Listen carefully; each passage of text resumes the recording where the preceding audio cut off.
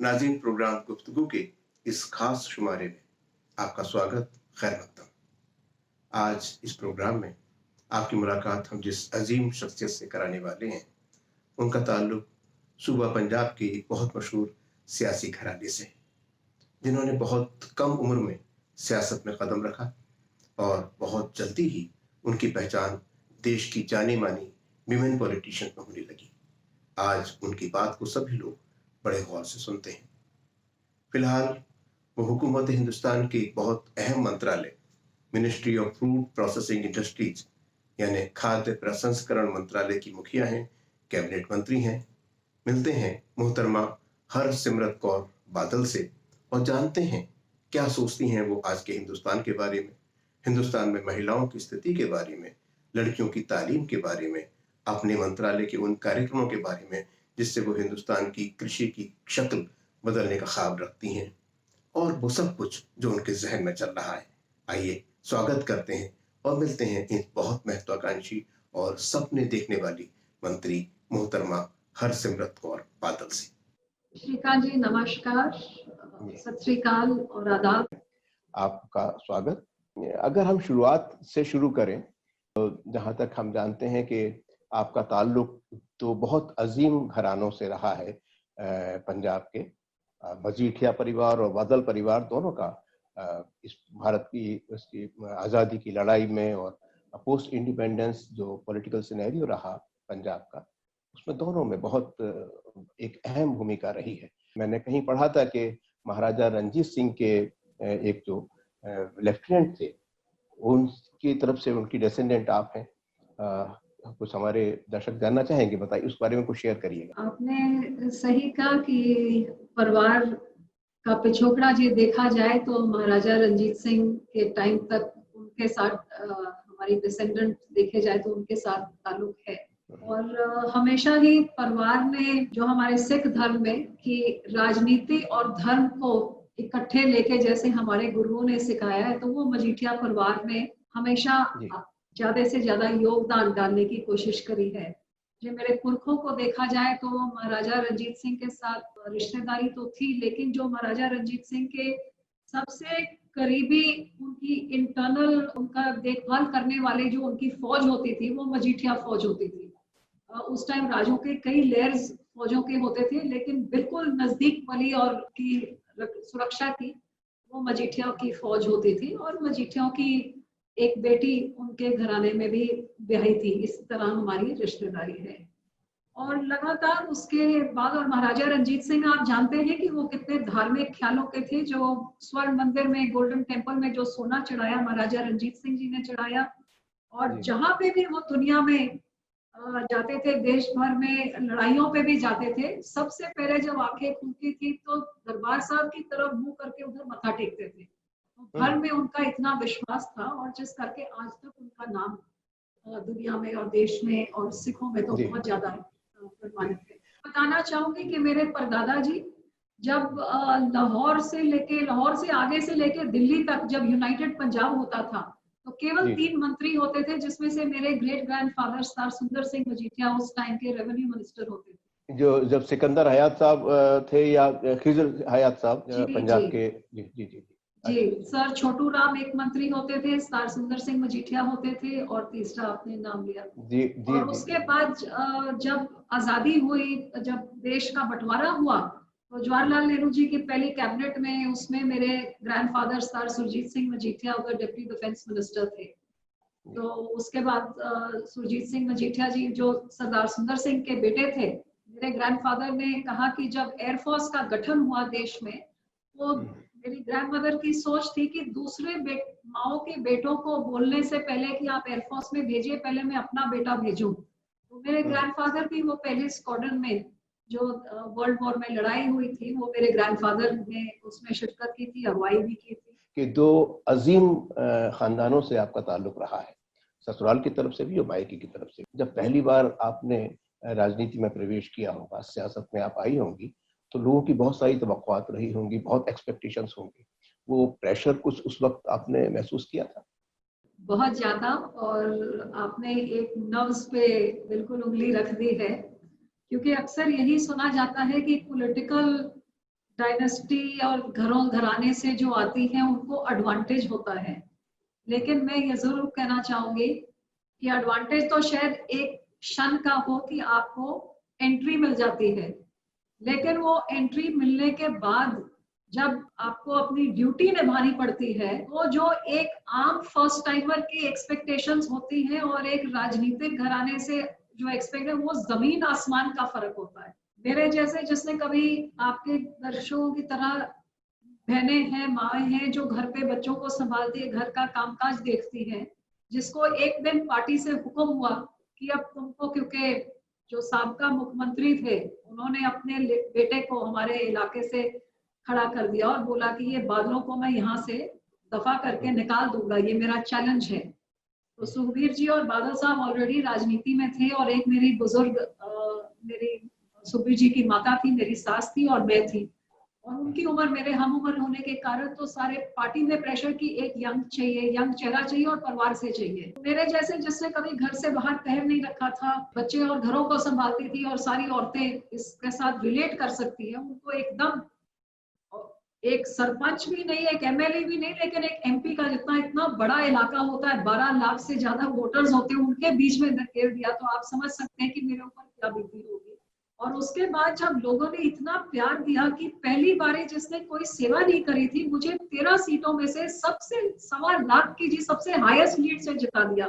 और दूसरी तरफ की ये प्यार मुझे स्टार प्रकाश सिंह बादल जी के नाम करके जो मिला है, तो जिसको राजनीति के बारे में कुछ पता ही नहीं था, मेरे से कोई ऐसी भूल ना हो जाए जो कहे कि देखो बादल साहब कहते कैसे थे और इनकी डॉटर इन लॉ इनकी नो कैसे निकली।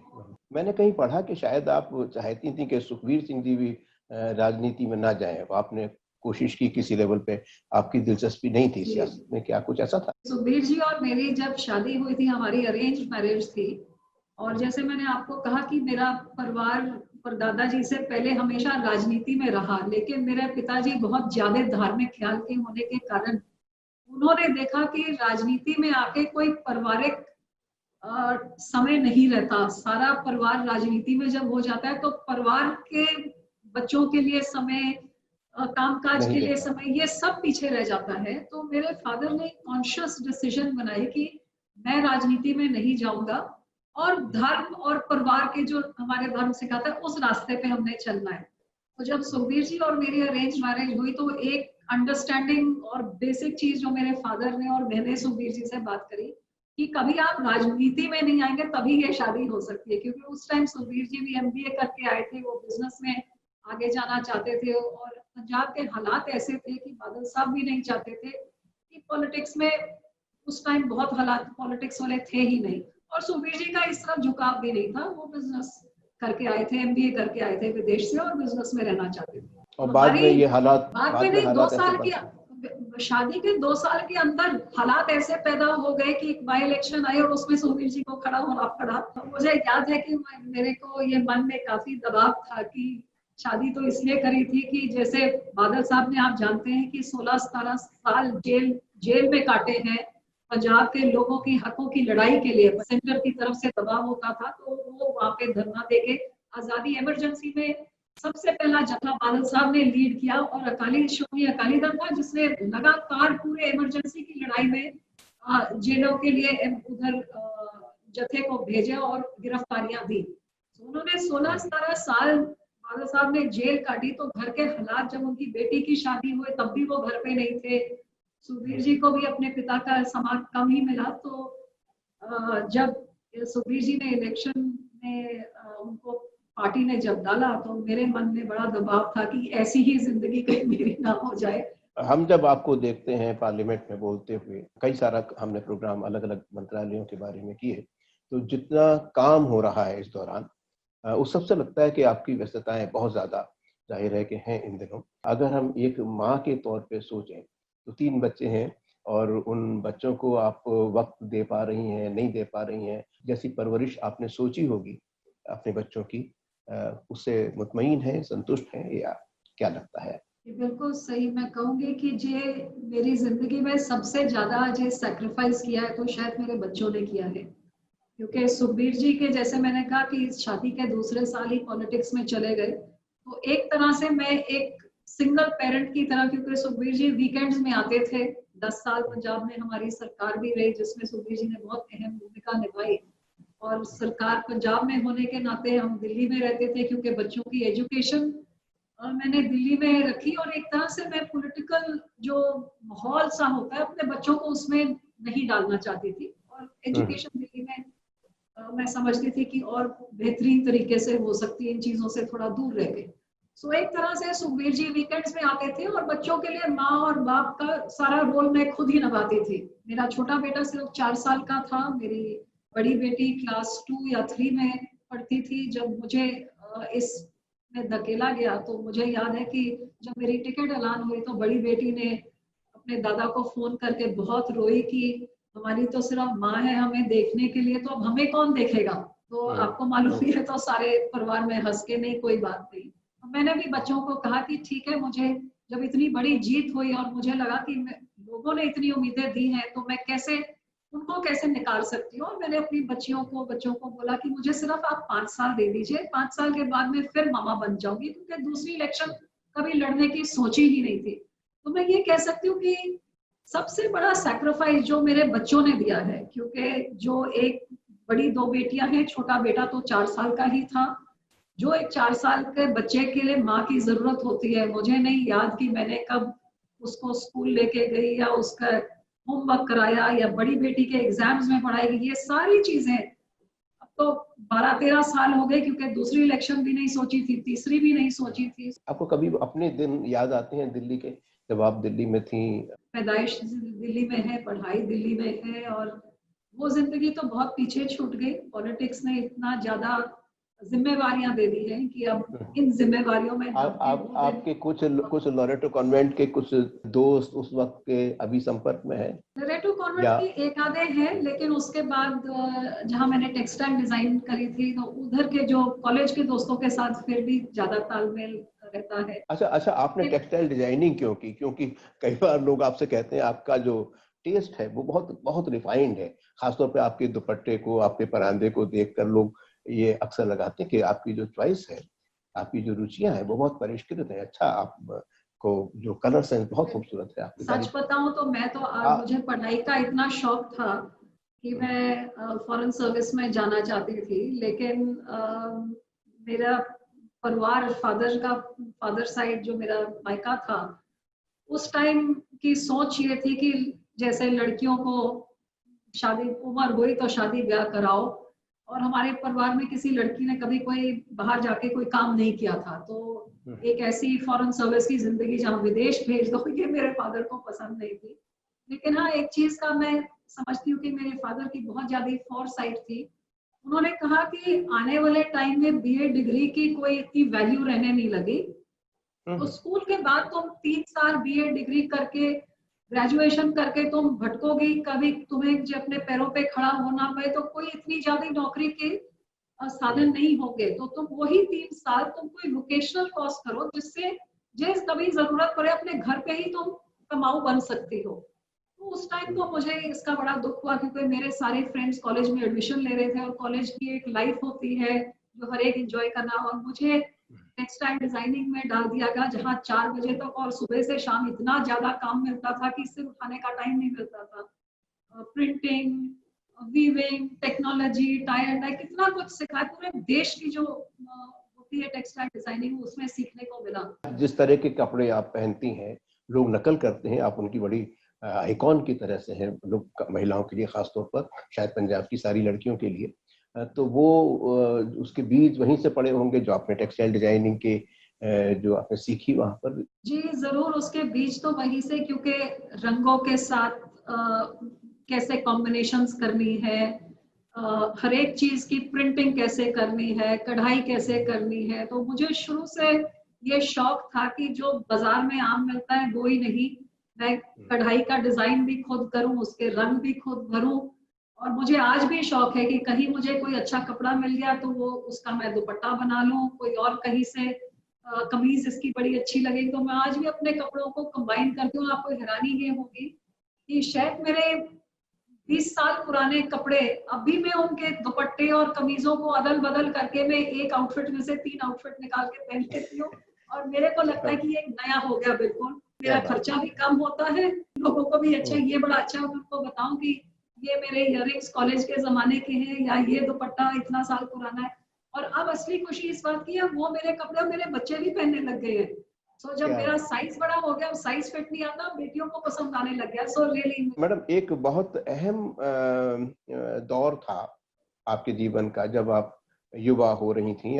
मेरी मुराद है 1984 की, जब पूरे देश में एक तरीके का कहिए कि सामाजिक ताना बाना था, दरहम बरहम हुआ, और उसको राइट्स क्या कहें, एंटी सिख राइट्स क्या कहें, बल्कि एक तरीके का जेनोसाइड जैसी जो घटना पड़ी हुई थी, उस दौर की कुछ यादें हैं आपके जहन में? जी, ये मेरा कॉलेज का पहला साल था, और उस दौर की याद आते ही आज इस उम्र में भी मेरे रोंगटे खड़े होने लग जाते हैं। जी, आप देखेंगे तो अभी मेरे रोंगटे खड़े हो रहे हैं। और वो ऐसा काला दौर जो किसी भी सिख के जीवन में से, चाहे जेनरेशन मेरे से पहली वाली हो, मेरी हो या मेरे बाद की हो, ये किसी के जीवन में से ये निकल नहीं सकता, दौर भुलाया नहीं जा सकता। मैं उसको बयान नहीं कर सकती, लेकिन मैं ये जरूर ये ऐसा दर्द था जब मुझे पार्लियामेंट में 2009 में आके मेडल स्पीच करने का जब मेरी बारी आई, तो मैंने अपने आप से पूछा कि वो क्या चीज है जिसके बारे में मैं बोलना चाहूंगी। और मेरी पहली मेडल स्पीच एक औरत के नजरिए से 1984 के जेनोसाइड के बारे में एक औरत के नजरिए से था। और वो सारा कुछ जो मेरे अंदर दबा हुआ, सब जिस तरह वो उभर के आया, तो उधर अडवाणी साहब थे या प्रणब मुखर्जी थे, उनको खड़े होके उनको जवाब देना पड़ा। और मेरा ख्याल शायद ही कोई था जिसकी आंखों में आंसू नहीं थे। और कितने सारे लोगों ने आके कहा कि हमने कभी इस तरह सोचा ही नहीं था कि। और आज मैं अपने प्रधानमंत्री जी का शुक्राना करती हूँ, क्योंकि वो घाव को उनपे मरहम लगाने का जो किसी ने काम किया, तो ये हमारी सरकार, और इस सरकार का मैं हिस्सा हो सकी। अच्छा madam, whether it is 1947 or 1984, women have been the worst victims, हम सब जानते हैं। पंजाब के जो इंडाइसेस हैं, यानी पंजाब में जो महिलाओं का स्तर है, पंजाब तो सब लोग जानते हैं पैट्रियार्कल सोसाइटी है, पितृसत्तात्मक समाज है, तो जो पुरुष है वो बहुत कम जमीन, बहुत कम स्पेस छोड़ते हैं महिलाओं के लिए, और आप इसको बहुत अच्छी तरह जानती होंगी। जब आप खुद राजनीति में आई तो कभी आपने सोचा कि माशरे में हम ये कोशिश करेंगे कि महिलाओं की भागीदारी, उनका involvement in governance, in local institutions सब जगह बढ़ाएंगे और इफेक्टिवली बढ़ाएंगे? ऐसा कुछ आपने कभी सोचा उन महिलाओं की? क्योंकि आपके यहाँ जो मेल फीमेल रेशियो है वो बहुत खराब है बाकी राज्यों के मुकाबले, यानी जाहिर है कि वो एक दोहरा बर्ताव रखते हैं बेटियों से भी, लड़कियों से भी, आमतौर पर उस माशरे में, क्योंकि मेल डोमिनेटेड सोसाइटी है। वहाँ आपने राजनीति की है, वहाँ आप रही हैं। इस भेदभाव को कम करने के लिए और औरतों की स्थिति को मजबूत करने के लिए कुछ आपने इनिशिएटिव्स लिए? जी, आपने सही कहा। ये सिर्फ मेरे पंजाब की ही नहीं, लेकिन आज देश भर में जो एक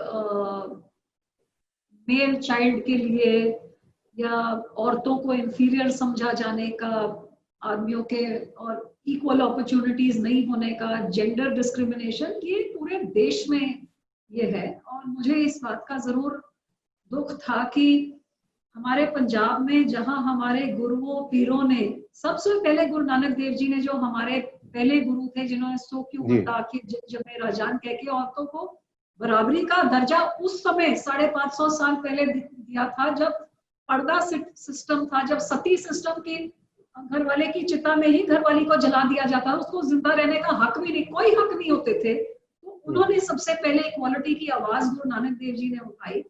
और जिस सिख धर्म में पंजाब में रहने वाले लोगों वो ये पक्षपात करें, तो हम अपने धर्म से कितने टूट गए हैं।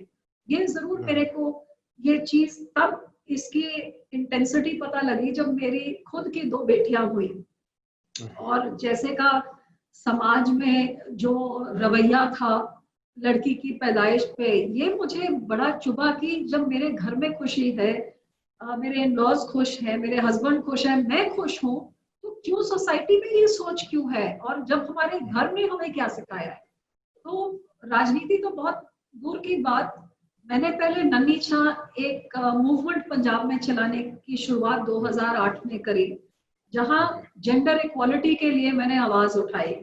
गुरु नानक साहब के धर्म को लेके कि हर एक धर्म में, चाहे मुस्लिम धर्म हो जो माँ के चरणों में जन्नत को माना जाता है, जहाँ मेरा सिख धर्म हो जहाँ गुरु नानक देव जी की आवाज हो, या फिर आप हिंदू धर्म जहाँ कंजकों की पूजा की जाती है, हर एक धर्म में औरत का सत्कार जब हर धर्म सिखाता है, तो हम धर्म को मानने वाले लोग इतने क्यों दूर हो गए हैं कि हम औरतों को आज फीमेल फीटिसाइड हर सेकंड हर मिनट हजारों लड़कियों के फीमेल फीटिसाइड होते हैं, ये क्यों हम कर रहे हैं? और जो पैदा करता है वही तो हम सबको देखता है। और जब किसी जानवर ने, चिड़िया ने, भगवान की रची हुई कुदरत ने कभी पक्षपात नहीं किया, भगवान के रचे इंसान क्यों करते हैं? सो ये मूवमेंट लेके मैंने save the girl child save the environment एक नन्ही छां मुहिम शुरू करी। और इसको शुरू करके जब पूरे पंजाब में फिर के इसका रिस्पॉन्स मुझे मिलने लगा, मुझे अंडरस्टैंडिंग आई कि जेंडर फीमेल फीटिसाइड क्यों होता है, क्योंकि लड़कियों को बोझ माना जाता है। तो बोझ के लिए दूर करने के लिए उनको एम्पावर करिए, कमाऊ बनाइए ताकि वो बोझ ना रहे। तो मैंने नन्ही छां सिलाई सेंटर खोले, जिसमें आज तक मेरा ख्याल 12-13 हजार लड़कियों को 6 महीने का सिलाई कढ़ाई का कोर्स करके फिर उनको एक मशीन दी कि आपने सीख लिया, अब भूलो मत, अब ये मशीन लो मेरी तरफ से और अपना कमाना शुरू करो, आंड गवांड में कमाओ। लोगों ने अब बुटीक्स खोल दिए, 15-20-30 हजार तक कमाने लग गए हैं। और साथ में ही सैपलिंग्स पौधे बांटे मैंने कि एक वो माँ जो बच्ची को जन्म देती है, सेव द गर्ल चाइल्ड वो, और दूसरी ये धरती माँ जिसके कोख में से निकले ये पेड़ पौधों के साफ हवा करके हम जिंदा रहते हैं। और इनको काटते हुए हम सोचते नहीं घर बना दे, सड़क चौड़ी कर दे, सब पेड़ को काट दो। इस धरती माँ के बारे में भी सोचे। सो ये दोनों चीजों को मिला के आज मेरा ख्याल 30-35 लाख से ज्यादा बूटे, दरबार साहब में मेरा एक सेंटर है, वहां से बूटा प्रसाद हम लोग देते हैं। और हर एक सेंटर में सिलाई मशीन के साथ बूटा प्रसाद। सो ये आपको खुशी होगी, ये मूवमेंट चलने के बाद पंजाब का जेंडर रेशो जो सबसे बुरा था देश में, उसमें इम्प्रूवमेंट आई।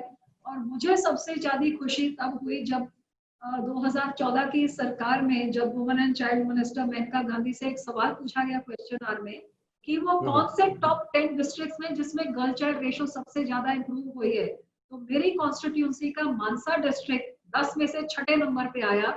और ये पंजाब का सबसे बैकवर्ड एरिया है और सबसे इसमें खराब रेशो होती थी, और इन्हें देश में इतनी इम्प्रूवमेंट करी।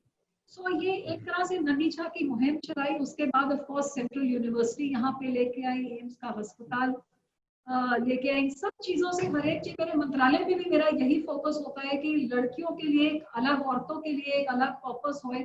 सो एक तरह से मेरे जो भी मैं काम करती हूँ, अपने पॉलिटिकल प्लेटफॉर्म को भी मैं यूज करती हूँ या अपने मंत्रालय के प्लेटफॉर्म को भी औरतों को प्रमोट करने के लिए मेरे हर एक स्कीम में मेरा ध्यान हमेशा रहता है। मुझे बाबा नानक साहब का एक देशना मुझे कहीं से याद है कि जो औरत बड़े बड़े महापुरुषों को जन्म देती है और पीर पैगंबरों को जन्म देती है, उसको दूसरी या तीसरी जमात में कैसे खड़ा करा जा सकता है, उसके साथ भेदभाव कैसे किया जा सकता है। अभी जब रिसेंटली उनकी 550वीं वो थी जन्म जयंती थी, तो एक बहुत बड़ा काम हुआ करतारपुर साहिब कॉरिडोर के जरिए से, और उसमें आपकी बहुत अहम भूमिका थी। उस बारे में थोड़ा हमारे दर्शकों के साथ शेयर करिएगा कि कितने तवील अरसे से लोग ये उम्मीद कर रहे थे कि एक एक्सेस हो, उसमें भारत सरकार ने कैसी भूमिका अदा की, उसके प्लस माइनस प्रॉस कॉन्स क्या क्या रहे, वो हमारे दर्शक जानना चाहेंगे। जैसे मैंने पहले कोट किया था जो आपने बोला, सो क्यों मंदा आखिए जित जमे राजान, उसको बुरा कैसे कहा जा सकता है। जो पीर पैगंबरों गुरु देवताओं को जन्म देने वाली, इतने बड़े बड़े लोगों को जन्म देने वाली माँ कैसे बुरी हो सकती है। सो 550 साल पहले गुरु नानक साहब ने औरतों के बराबरी का, और फिर आपने देखा हमारे लंगर में जो पंगत बैठती है, सबको बराबर, बड़े से बड़े राजा हो या छोटे से छोटा भिखारी हो, आदि सब बराबर में बैठते हैं। तो ये बराबरी की वकालत गुरु नानक साहब ने की। और दुख इस बात का था कि जब देश का बंटवारा हुआ तो उस टाइम की सरकारों ने हमारे गुरु नानक देव जी के साथ जुड़े हुए जितने धार्मिक स्थान थे वो सब बॉर्डर के उस तरफ, उनका जन्म स्थान, उनका आखिरी स्थान। और करतारपुर साहब तो एक ऐसा स्थान जो बॉर्डर से आप दूरबीन से उधर आप देख सकते हैं, निगाहों से देख सकते हैं। कभी जब बिल्कुल सर्दियों में जब सुनसान होता है, वहां के स्पीकर की आवाज भी आपके कानों तक, लेकिन कोई सिख वहां जाके नतमस्तक नहीं हो सकता था। और हमारे, आप किसी गुरुद्वारा में जाइए 70 साल से हमारी अरदास यही रही है कि हमें उन गुरु घरों से जोड़ा जाए, दर्शन दीदार हमें मिले जहां से हम बिछोड़े गए हैं। सो आप सोचिए कि कितने करोड़ लोग हर रोज गुरुद्वारा में जाते हैं और दिन में कितनी बारी अरदास होती है कि वो दर्शन दीदार हमें मिले। तो करतारपुर साहब के साथ जब ये लांगा बनाने का, ये 2018 के गुरपुरब से एक दिन पहले कैबिनेट में जब हमारी सरकार ने देने का, मोदी साहब ने ये काम किया, आप सोच सकते हैं कि सिखों की भावनाओं को कितनी बड़ी खुशी की लहर की। 70 साल की करोड़ों लोगों की अरदास, जो जीवन छोड़ के उनकी मृत्यु भी हो गई है, लेकिन उनकी अरदासों करके आज ये गुरु नानक देव जी के गुरपुरब में, और कहीं ना कहीं मुझे लगता है ये गुरु नानक देव जी हमें यही जताना चाहते थे कि चाहे 550 साल हो गए हैं मेरे जन्म से, लेकिन आज भी मैं मौजूद हूँ। जो कभी सोचा नहीं हो सकता है, मुझे मैं चाहूं मैं करके दिखा सकता हूँ। 2018 में गुरु नानक देव जी का ये हमें लांगा का हमें मिला, और 2019 जब उनका 550 साल का पहला जता गया, और गुरु नानक देव जी की इतनी कृपा कि जब इधर नींव पत्थर रखा गया तो उधर भी मुझे मौजूद होने का समय मिला। जब पाकिस्तान की तरफ रखा गया तो पहली बार ही जिंदगी में उधर जाके उस दर पे भी नतमस्तक होने का गुरु नानक देव जी ने इस गरीब को मौका दिया। और जब उधर होके जो मेरे अंदर महसूस मैंने एक सिख होने के नाते किया, मैं यही कह सकती हूँ कि वो करोड़ों लोगों ने जिनकी अरदास करके मैं उधर पहुंच सकी, मैं उनका शुक्राना नहीं कर सकती और गुरु साहब का शुक्राना नहीं कर सकती कि मेरे जैसे कितने और वहां पे जा सकेंगे। जो इंतजामात हैं, जो तीर्थ यात्रियों के जाने आने की व्यवस्था है, उनसे आप मुतमईन हैं? जी बहुत बेहतरीन, दोनों सरकारों ने बहुत ही बेहतरीन काम किया। मैं उधर की सरकार का भी शुक्राना करती हूँ, जिस तरह से उन्होंने सुंदरीकरण उधर गुरुद्वारे का किया, जिस तरह से यहाँ से जाने वाले यात्रियों की आवभगत किया जाता है। इधर की सरकार ने कैसे रिकॉर्ड टाइम में सारा कुछ तैयार कर दिया। और मुझे ये भी बताते हुए खुशी होती है, मुझे कहीं ना कहीं मेरे जहन में जरूर ये लगता है कि हमें हमारा करतारपुर साहब का लांगा दिया, और आज आप देख रहे हैं कि प्रधानमंत्री जी ने राम मंदिर की भी नींव रखी है। तो कहीं ना कहीं गुरु की जब खुशी मिलती है, क्योंकि हमारा धर्म सिखाता है कि वो ऊपर वाला तो एक ही है, अव्वल अल्लाह नूर पाया, कुदरत के सब बंदे, एक नूर में सब जग उपजिया, कौन को लेको मंदे, मतलब वो एक ही है। और गुरु नानक देव जी जब प्रकट हुए थे, जब अलोप होके जब वो निकले नदी में से सुल्तानपुर लोधी में, उन्होंने भी यही कहा, ना कोई हिंदू ना मुसलमान, एक ओंकार। सो वो एक ओंकार को जब आप खुशी मिलती है तो वो एक ओंकार खुशियों पे कमाने वालों को बहुत सारी खुशी और बांटता है। और एक चीज मैं आपको ये भी बताऊंगी, क्योंकि आप डीडी उर्दू से हैं, जब दरबार साहब की नींव रखी गई तो किसी सिख धर्म के या किसी और के नहीं, जिसके अंदर गुरु की भावना सबसे ज्यादा थी, तो मियां मीर जी को लाहौर से बुलाया गया और उन्होंने हमारे दरबार साहब की नींव रखी। सो हर एक धर्म का सत्कार, हर एक की इज्जत, मासूमों और मुस्लिमों की रक्षा, ना किसी पे तशद्दद करना और ना किसी की तशद्दद सहना। चलिए वापस फिर आपके राज्य पर आते हैं, पंजाब पर आते हैं। Primarily it's an agrarian economy, आप जानती हैं 60% से ज्यादा लोग खेतीबाड़ी पे निर्भर करते हैं, और आपका मंत्रालय और पंजाब में बहुत तवील अरसे तक बादल परिवार का ही शासन भी रहा है। पंजाब के किसानों के हालात को बेहतर बनाने के लिए आपने अपने मंत्रालय के स्तर से क्या क्या कदम उठाए हैं, और क्या जो उसके रिजल्ट्स आ रहे हैं वो आपको मुतमईन करते हैं, संतुष्ट हैं आप उनसे?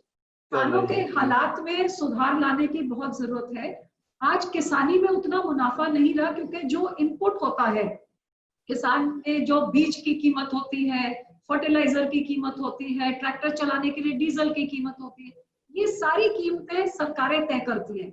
और उसके बाद फिर जो फसल की कीमत होती है वो भी सरकार तय करती है, लेकिन फसल की कीमत नहीं बढ़ाई जा सकती क्योंकि इन्फ्लेशन हो जाती है। तो बीच में पिसता कौन है? वो किसान का इनपुट तो महंगा होता जा रहा है, लेकिन आउटपुट महंगा नहीं कर सकते क्योंकि वो सारे कंज्यूमर्स को अफेक्ट करता है। तो आज जरूरत क्या है कि किसान वैल्यू एडिशन करके खेत में जो उगाता है उसी से वो वैल्यू एडिशन करके अपनी आमदन को बढ़ाए। उसके जो खेत में उगता है उसकी प्रेजर्वेशन और प्रोसेसिंग की कैपेसिटीज बढ़े। जितनी ये बढ़ेगी उतना ही किसान की आमदन बढ़ेगी, क्योंकि जितनी इंडस्ट्री प्रोसेसिंग की लगेगी, उनका रॉ मटेरियल तो किसान की फसल है। तो वो इंडस्ट्री किसान को अच्छे कीमतों में खरीदेगी, उसके साथ टेक्नोलॉजी, सीड, ये सब शेयर करेगी, इंफ्रास्ट्रक्चर बनाएगी उसके रख रखाव का, और इन चीजों के साथ मिलके किसान अपने आप भी फिर वैल्यू एडिशन की तरफ चल सकता है, जिस करके हमारी ये सरकार। अच्छा, आपने भी कई बार कहा है कि किसान का जो प्रोडक्ट है, अनाज है, फ्रूट्स है, दूसरी चीजें हैं, ये 1 लाख करोड़ रुपए से ज्यादा का हर साल वेस्ट होता है, खराब हो जाता है। ये भी अभी आप कह रही हैं कि किसान के प्रोडक्ट को जब तक कि आप ये सुविधाएं ना दें, कोल्ड स्टोरेज की सुविधाएं ना दें या उसमें वैल्यू एडिशन की सुविधाएं मुहैया ना कराएं, तो जाहिर है कि किसान के अपने बस की बात तो ये है नहीं, इसमें हुकूमत का बहुत अहम रोल है। तो ज्यादा जिम्मेदारी तो हुकूमत की हुई इसमें, यानी जो अनाज है आपके भंडारों में भरा हुआ है, उसको बचा के रखना, उसको खराब ना होने देना। किसान को आप ये मौका दें कि भाई वो अपने कहीं कोल्ड स्टोरेज, यानी एक किसान तो लेगा नहीं कोई, या तो कम्युनिटी बना के दे या फिर हुकूमत बना के दे या उसको मार्केट उपलब्ध कराना, ये तो हुकूमत का काम है, सरकार का काम है बेसिकली आपका। और उम्मीद ये है कि उन्होंने पहले प्रधानमंत्री ने कहा भी था कि हम किसान की आमदनी 2 गुने से ज्यादा बढ़ा देंगे एक निश्चित टाइम में। तो उस तरफ कितना बढ़ पाए हैं और क्या उस मामले में तो जो भी उपलब्धियां हैं या जो आपकी टारगेट्स हैं उसके बारे में कुछ हमारे दर्शकों को बताइए। जी बिल्कुल, प्रधानमंत्री जी ने जहां किसानों की बहुत बड़ी बड़ी बातें बहुत पार्टियां करती हैं, लेकिन पहली सरकार 2014 में जिन्होंने एक टारगेट फिक्स किया कि इस टारगेट को हम इस साल तक अचीव करना चाहते हैं, और उसको अचीव करने के लिए फिर बहुत सारी, हर एक मंत्रालय में कई सारी ऐसी चीजें शुरू की गई जो कभी सोची नहीं थी, और हर एक से किसान का भला होता था। कल ही आप देखिए जो ऐलान प्रधानमंत्री जी ने किया है, 1 लाख करोड़ किसान के इंफ्रास्ट्रक्चर, चाहे उसका कोल्ड स्टोरेज होए, चाहे उसकी ट्रांसपोर्टेशन होए, जो भी रख रखाव के साधन है, 1 लाख करोड़। ये इससे पहले भी जो पैकेज अनाउंस किया गया था, उसमें से जो मैं अपने मंत्रालय की बात करूं तो एक 10,000 करोड़ की एक अलग स्कीम, बिल्कुल वो छोटे छोटे किसानों को जो फूड प्रोसेसिंग की तरफ, वैल्यू एडिशन की तरफ जा सकते हैं। यहाँ तक कि जो किसान सम्मान निधि, जो हर साल किसानों, हर देश के 8.5 करोड़ किसानों को 2-2 हजार के 3 इंस्टॉलमेंट 6,000 रुपए सीधे उनके खाते में पहुंचे, डीबीटी, बिना बीच में कोई बिचौलिया पड़ के उनके 200-400 इधर उधर करे। ये सारी चीजें जो आज की 1-2 साल में 90,000 करोड़ केंद्र के खाते में से सीधे किसान के खाते में गए, ये बहुत बड़ी बातें हैं। और मैं अपने मंत्रालय के जरूर आपको बताना चाहूंगी एक उदाहरण देके। आपने बोला बिल्कुल सही कि मेरे मंत्रालय ने एक स्टडी कराई थी 2014 में, मैंने कराई थी, जिसमें 15 में रिपोर्ट आई कि तकरीबन 1 लाख करोड़ की वैल्यू की बर्बादी हमारी फल सब्जियों में, खाद्यान्न में होती है। बेसिकली बाद में शायद आपने कहा कि वो कम है, बाद में शायद आपने कहीं कहा कि 1 से ज्यादा मतलब का हम लोग, क्योंकि ये तो मेरे मंत्रालय ने जो पूरे देश में 46 क्रॉप्स की कराई थी। वैसे तो कई गुना ज्यादा हम देखते हैं कितने स्टोरों में, गोदामों में सड़ रहा है अन्न, वो सब तो मैंने लिया ही नहीं। सो ये 1 लाख करोड़ की ये एक स्टडी दिखाती थी। और मैं आपको ये बताते हुए मुझे खुशी होती है कि जैसे for example mega food park की स्कीम जो 2006 में लागू या 2008 में लागू हुई थी, और 42 मेगा फूड पार्क देश में सैंक्शन हुए। और 2008 से लेके 2014 जब मुझे ये मंत्रालय मिला, तो एक मेगा फूड पार्क को 2 साल में तैयार हो जाना चाहिए, लेकिन 6 साल में सब कागज में थे, केवल 2 तैयार हो। उसमें से एक तो पतंजलि जो बाबा रामदेव ने खुद ही तैयार कर दिया। लेकिन ये कागजों में से हटा के हकीकत बनाने का काम जो हमारी सरकार ने मेहनत करी, आपको सोच के खुशी होगी, वो ही 42 मेगा फूड पार्क्स में से जहां 6 साल में 2 हुए थे, वहां मैंने 6 साल में 20 तैयार कर दिए। अब ये 20 इतनी बड़ी बड़ी इंडस्ट्री जब आई है, तो इसमें से किसानों के, आपको हैरानी होगी, तकरीबन 12-13 लाख किसानों को डायरेक्ट इनडायरेक्ट फायदा हुआ है। कितनी सारी इधर जो टर्नओवर, इन्वेस्टमेंट लेवरेज 12-13 हजार करोड़ की टर्नओवर लेवरेज और हो गई है, इन्वेस्टमेंट लेवरेज हुई है। सो इसी तरह मेरी सर आप देखें कि इंफ्रास्ट्रक्चर जो 6 साल में हमने क्रिएट किया है, तकरीबन 500% ज्यादा। इन 6 सालों में 1 लाख करोड़ की वैल्यू टर्म्स में मैंने इंफ्रास्ट्रक्चर खड़ा कर दिया जहां प्रोसेसिंग हो रही है। सो कहीं ना कहीं जो 1 लाख करोड़ का नुकसान होता था, मैंने 1 लाख करोड़ की प्रोसेसिंग की कैपेसिटी 6 साल में हमारे मंत्रालय ने खड़ी कर दी है। और अब ये जो 10,000 करोड़ की प्रधानमंत्री किसान संपदा योजना, जिसमें ऐसी स्कीमें हैं जो छोटे से छोटा किसान हो, मध्यम वर्ग का कोई उद्योग हो या बड़ा सुपर बड़ा उद्योग है, सबको हम इंसेंटिव सब्सिडी देके प्रोसेसिंग की तरफ उनको ऐसे प्रोत्साहन कर सकते हैं कि आज 6 सालों में फूड प्रोसेसिंग ने इतनी तरक्की करी है कि एक 10 चैंपियन सेक्टर्स में से पहले नंबर पे फूड प्रोसेसिंग को रखा गया है। और लगातार 2014 से लेकर 2020 तक हर साल foreign direct investment food processing sector में इतना इंक्रीज हुआ है कि पिछले साल और इस साल में ही 44% का इंक्रीज हुआ है। वर्ल्ड फूड इंडिया जैसे जो हमारे मंत्रालय की तरफ से इवेंट्स किए गए, दुनिया भर में इंडिया में आके अपॉर्चुनिटी देखी है। फॉरेन डायरेक्ट इन्वेस्टमेंट के साथ FDI जो हमने अलाउ किया है फॉर 100% इन फूड रिटेल, उस करके ये बड़ी बड़ी रिटेल की चेन्स आई हैं जो किसानों के साथ डायरेक्टली सोर्सिंग कर रही है। सो कई ऐसे हमारे मंत्रालय में, और आपने अभी कोविड में भी देखा कि कोविड का जब पहले लॉकडाउन हुआ, सबसे जरूरी था इसेंशियल सर्विसेज और कमोडिटीज लोगों को घर बैठे मिलते रहे, नहीं तो उनको बाहर निकल के खाने पीने की निकलना ही पड़ता जो व्यवस्था घर पे नहीं मिलती। तो मैं समझती हूँ हमारे मंत्रालय ने, लॉकडाउन देश भर में था, लेकिन हमारे मंत्रालय ने इंश्योर करने के लिए कि पीछे मैन्युफैक्चरिंग उतने हद तक ना बंद हो जाए कि लोगों का दुकानों में खत्म हो जाए और बाहर निकलना पड़े, ये हमने बहुत बेहतरीन तरीके से इंश्योर किया, जिस करके आप भी इस चीज के गवाह होंगे कि देश का कितना ही रिमोट कॉर्नर होए, लेकिन खाने पीने का सामान लोगों तक पहुंचता रहा, क्योंकि फूड प्रोसेसिंग इंडस्ट्री ने बखूबी अपना काम निभाया। पहले ये जो आपका मंत्रालय था वो कृषि मंत्रालय से एक तरह से जुड़ा हुआ था, अब उसके बाद में आपको एक स्वतंत्र स्थान मिल गया और एक उसकी गतिविधियां मोर और लेस वर्टिकली इंडिपेंडेंट सी हो गई। लेकिन एक चीज ये है कि हिंदुस्तान दुनिया का सबसे बड़ा ये कृषि उत्पाद पैदा करने वाला देश है, चाहे वो अनाज के लिहाज से, दूध दही के लिहाज से। अब आपने खुद भी कहा कि फूड प्रोसेसिंग की हमने शुरुआत की है कि लोगों तक पहुंचे। बामुश्किल आप 10% प्रोडक्ट में ये कर पाती हैं, जबकि दूसरे जो मुल्क हैं छोटे वो तो 80%, 90% तक फूड प्रोसेसिंग में लगे हुए हैं। तो बहुत दूर अभी चलना है।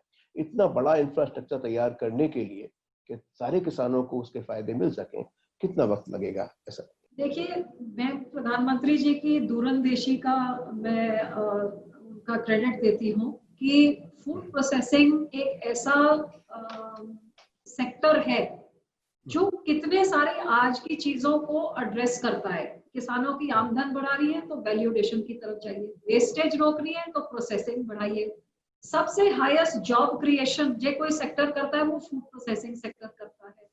रेवेन्यू जनरेशन सबसे ज्यादा इधर। तो इस सेक्टर को बढ़ाने से आपके 4 तरह के फायदे होते हैं, लेकिन आज से पहले ये एक एग्रीकल्चर में के साथ मंत्रालय से जुड़ा हुआ था और एग्रीकल्चर खुद ही इतना बड़ा था कि इस आपको हैरानी होगी कि मेरे से पहले जो मंत्री थे वो 10 सालों में शायद मेरे दफ्तर में सिर्फ 6 दिन के लिए आए, जब कोई मेरा ख्याल वहां पे कोई धरना धुरना था तो वो इस ऑफिस से काम किया। सो फुल टाइम एक मंत्री भी नहीं था जो इस सेक्टर को देखता, जो सेक्टर इतना ज्यादा फायदा कर सकता है। सो प्रधानमंत्री जी ने इस चीज को पहचाना और इसको एग्रीकल्चर से अलग करके पूरा फुल टाइम मंत्री दिया जो सिर्फ इसी को देखे। और 5 साल के फुल टाइम देने के बाद हमने इतना बड़ा इंफ्रास्ट्रक्चर ही नहीं क्रिएट किया, इतना सारा फॉरेन डायरेक्ट इन्वेस्टमेंट ही नहीं लेके आए, लेकिन दुनिया भर में इसका पोटेंशियल देखते अब चैंपियन सेक्टर में ये सेक्टर आगे होके आया है। सो बिल्कुल सही आपने बात कही कि हमारा देश, जहां हमारे किसान इतने मेहनती हैं कि दुनिया भर में, जब मैं विदेशों में जाके अमेरिकन को मैं बताती हूँ कि आप बड़ा अपने आप को बड़ा काबिल और प्रोसेसिंग में बहुत आगे समझते हैं, लेकिन हमारा हिंदुस्तान है जो दुनिया में सबसे ज्यादा दूध का उत्पादन करता है, वो सुन के हैरान रह जाते हैं। दुनिया भर में फल हो, सब्जी हो, अन्न हो, हमारा देश 1 नंबर पे है इन सब चीजों पे, लेकिन प्रोसेसिंग के लेवल आज सिर्फ 10% और छोटे छोटे मलेशिया और ऐसे छोटे छोटे इंडोनेशिया वाले देश जो 80-90% करते हैं, इसमें हम बहुत पिछड़े हुए हैं। जिस करके इस मंत्रालय को अलग किया गया, जिस करके इस मंत्रालय का इतना बजट बढ़ा के वो इंफ्रास्ट्रक्चर एक पुश दिया जा रहा है, और जिस करके पिछले 5-6 सालों में ऐसी स्कीम्स हम लेके आए हैं जो छोटा किसान अपने अपने खेत में लगा के, एक गांव इकट्ठा होके अपने खेत में लगा के प्रेजर्वेशन का कोल्ड स्टोरेज लगाना है, सॉर्टिंग ग्रेडिंग करके अकेले अच्छी तरह से पैकेज करके आपने किसी को सप्लाई करना है, उससे भी आपकी आमदन बढ़ सकती है। थोड़ा बहुत आपने प्रोसेस करना है ताकि आपके पढ़े लिखे बच्चे जाके बाजार में बेच के उस तरह अपनी आमदन, हर लेवल की हमने 8-10 ऐसी स्कीमें बनाई है। और जी। अब जो प्रधानमंत्री जी ने 10,000 करोड़ माइक्रो इंडस्ट्री के लिए दिया, जो घर पे बैठे औरतें पापड़ बनाती हैं, बड़ी बनाती हैं, कोई जूस बनाता है, कोई लस्सी बनाता है, ये सब जो ये काम, इनको और पैसे देने की व्यवस्था करके, ताकि अकेले करने वाले आप ही नहीं लेकिन 4 औरों को भी नौकरी दे सके, from job seeker to job giver और बन सके। ये सारी ये नई स्कीम है और प्रधानमंत्री जी ने बहुत फोकस तरीके से अब 1 लाख करोड़ दिया, इससे कई और गुना व्यवस्था। तो पहले इसकी बजट में पूरा ध्यान नहीं दिया जाता था और मुझे खुशी है कि मोदी साहब ने इस सेक्टर को पहचानते हुए बहुत बड़े तरीके से पूरा ध्यान जहां गरीबों पे रखा है वहां किसानों पे रखा है और उनकी फसल के रख रखाव और व्यवस्था के ऊपर इंफ्रास्ट्रक्चर क्रिएट करने के लिए हमारे मंत्रालय को या एग्रीकल्चर के अंडर जो फिशरीज आता है, जो हॉर्टिकल्चर आता है, ये सारे महकमों में बहुत ज्यादा बजट इंक्रीज किया है और फोकस किया है, जिससे किसान की आमदन आने वाले दिनों में जरूर बढ़ेगी। प्रोग्राम के आखिर में मैं 2 छोटी छोटी बातें आपसे जानना चाहता हूँ। एक तो ये कि ये जो पेंडेमिक है कोविड-19 के जरिए से, can we turn this setback into an opportunity? एक बात तो ये, और दूसरी बात मैं इसके बाद में पूछूंगा वो ये कि एक महिला होने के नाते जब आप सियासत में आई, अभी आप देखती भी होंगी, तो फर्क क्या है, माने आपका विजन उसमें कि कोई भेदभाव या कोई फर्क, किस तरीके का एक्सपीरियंस था? एक महिला, एक एम्बिशियस महिला बहुत सारे इरादों को लेके, बहुत सारी महत्वाकांक्षाओं को लेके राजनीति में जाती है, तो क्या हमारी वर्तमान राजनीति उसे पर्याप्त मौका देती है, उसके ख्यालात का, उसके विजन का सम्मान करती है? इसके बारे में थोड़ा सा बताइएगा, क्योंकि आपके मंत्रालय में शायद 6 इस समय कैबिनेट में मंत्री हैं महिलाएं, और टोटल अनुभव जो आपका रहा हो संसद में, संसद के बाहर, एक मंत्री होने के नाते और एक विमेन, एक महिला होने के नाते, वो हमारे दर्शकों से शेयर करिएगा। एक औरत होने के नाते मेरा ख्याल जितनी भी हमारे देश की 50% औरतों की आबादी है वो इस बात को मानेगी कि जो काम भी औरतें करती हैं उनको उस काम में मर्दों से कुछ गुना ज्यादा मेहनत, कई गुना ज्यादा मेहनत करनी पड़ती है। और इसमें भी कोई शक नहीं, जो मर्द हैं वो सिर्फ बाहर जाके काम करते हैं, जब घर वापस आते हैं तो उनकी जिम्मेवारियां दफ्तर तक ही सीमित रह जाती है। लेकिन एक औरत की जिम्मेवारी दफ्तर में भी बराबर की जिम्मेवारी और घर आके भी वो जिम्मेवारी चलती ही रहती है। सो उसकी तो 24 घंटे में जिम्मेवारियां होती हैं और किसी भी क्षेत्र में आगे बढ़ने के लिए औरत को मेहनत ज्यादा करनी होती है और कहीं ना कहीं कुदरत ने औरत में ये क्षमता जरूर दी है। और मुझे लगता है आदमी लोग इससे डरते हैं, इस करके आज तक रिजर्वेशन नहीं आ सका है, क्योंकि जानते हैं कि कहीं ना कहीं जब बराबर के मौके मिल जाए तो हम पीछे छोड़ देंगे सबको। सो एक बड़ी चीज जो मैंने नोट करी है कि औरतों की डेडिकेशन और हार्डवर्क और कैपेसिटी और अपने काम के प्रति जो वफादारी ही नहीं लेकिन इंटेंसिटी, उसको कोई मैच नहीं कर सकता। और एक औरत होने के नाते, जैसे मैं गांव की जब मैं बात करूं, जब 2009 में पहली बारी मैं अपनी सभाओं में जाती थी तो शायद 5-10% औरतें होंगी और बाकी 90% पर उससे ज्यादा फीसदी सारे मर्द होते थे। लेकिन 11 साल बाद जब मैंने अपनी तीसरी इलेक्शन जीती, मुझे इतनी खुशी हुई कि कई प्रोग्राम्स ऐसे थे जहां 70% औरतें होती थी और सिर्फ 20-30% मर्द होते थे। और लगातार मुझे औरतों से यही सुनने को मिलता कि आप आई हैं इस करके हम आए हैं क्योंकि हम आपको अपनी तकलीफें बता सकते हैं, आज से पहले हमसे किसी ने पूछा ही नहीं। और क्योंकि वो औरतें आती वो अपनी तकलीफें बताती। 2009 में जब मैं पहली बारी गई, मैं औरतों को जब बुला के पूछती थी, पहले पंचायत से पूछी, नहीं सब ठीक है, सिर्फ हमारे एग्रीकल्चर का पानी आ जाए, मोगा लग जाए, बिजली आ जाए। औरतों की कोई नहीं, इनके पास तो सब कुछ है। जब औरतों को बुला के पूछूं तो वो मुझे बोलती थी हमारा लैट्रिन नहीं है, हमारे घर पे पानी नहीं है, हमारी बच्चियां स्कूल नहीं जा सकती क्योंकि स्कूल में टॉयलेट नहीं है। घर पे पानी सिर पे उठा के लाना है, 2 हाथ और बच्ची के चाहिए, हम इसका स्कूल छुड़ा दें। ये चीजें औरतों ने बताई, जिस करके 5 साल के अंदर हर एक गांव में आरओ सिस्टम लगा के पीने का पानी पहुंचाने का काम किया। हर स्कूल में गर्ल्स का टॉयलेट हो, प्रधानमंत्री जी ने एक अभियान चलाया, वो करने का कोशिश कर प्रयास की। सो जब तक औरतें आगे नहीं आएंगी, औरतों के इश्यूज एड्रेस नहीं होंगे, औरतें आगे आएंगी तभी ट्रू एम्पावरमेंट होगी। जी उनकी वोट आपके लिए महत्वपूर्ण है जीतने के लिए, तो फिर उनके इश्यूज भी उतने ही महत्वपूर्ण होने चाहिए। सो ये मैं जरूर कहूंगी कि औरतों का आगे आना बहुत जरूरी है। और दूसरा मैं ये कहूंगी कि काश औरतें भी अपने काम और काबिलियत के बल पे जज की जाए, ना कि एक औरत होने के नाते पे उनको कैसा मौका मिला है या इस चीज पे उनको जज ना किया जाए। कोविड-19 है, पेंडेमिक है, क्या हम इस मुसीबत को, इस सेटबैक को एक अवसर में, एक अपॉर्चुनिटी में बदलने की कोई सलाहियत रखते हैं? मेरे मन में कोई शक नहीं है कि जिस तरह की ऊर्जा हिंदुस्तान के नौजवानों में, भारत के युवाओं में और लोगों में है, ये एक ऐसा दौर जिसमें से दुनिया गुजर रही है। शायद कई ऐसे विकसित देश होंगे जो इस दौर से बाहर नहीं निकल पाएंगे, क्योंकि उन्हें जिंदगी में शायद बहुत कुछ, बहुत बेहतरीन लेवल पे उनकी जिंदगी का लेवल था। लेकिन इसमें कोई शक नहीं कि कोविड में से एक आत्मनिर्भर भारत का जो विजन प्रधानमंत्री जी ने दिया है, ये सिर्फ एक समा का एक सीमा ही है, जहां अभी जरूर हम लोग बैकफुट में हैं, लोगों के ऊपर मुश्किलें हैं, कईयों की नौकरियां चली गई, कई बिजनेसेस पूरी तरह नहीं चल पा रहे हैं, बंद हो रहे हैं। आज हालात बीमारी के कारण अभी हम उस दौर में से गुजर रहे हैं, लेकिन मेरे मन में कोई शक नहीं है, जैसे हालात सुधरने लगेंगे, सबसे पहले इंडिया बाउंस बैक करेगी और इन चीजों में से उभर के दूसरे देशों से आगे निकलेगी। फॉर एग्जाम्पल, जहां से ये बीमारी शुरू हुई जिस देश से, आज मेरे फूड प्रोसेसिंग सेक्टर में कई ऐसे दूसरे देश हैं जो बहुत बड़ी तादाद में चीन से सॉस करते थे और खरीदते थे। अब इस बीमारी के कारण वो सारे देश चीन का अल्टरनेटिव ढूंढना चाह रहे हैं और अपना सारा कुछ चीन में नहीं, चीन के बजाय दूसरे देशों में, और उनका नेचुरल चॉइस भारत बन रहा है। ऐसी ऐसी कंपनियां जिन्होंने कभी भारत की तरफ देखी नहीं थी, अब वो भारत में एंटर कर रहे हैं फूड प्रोसेसिंग सेक्टर में।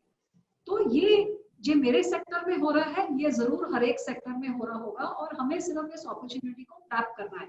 आज की डेट में हमारी इंडस्ट्री लेबर पूरी तरह वापस आई नहीं है, कोविड खत्म हुआ नहीं है, तो हम जिस हद तक टैप कर सकते हैं उसको नहीं कर पा रहे, लेकिन इस समय को हमारी सरकार यूज कर रही है कि हम अपने को उस लेवल तक तैयारी कर लें।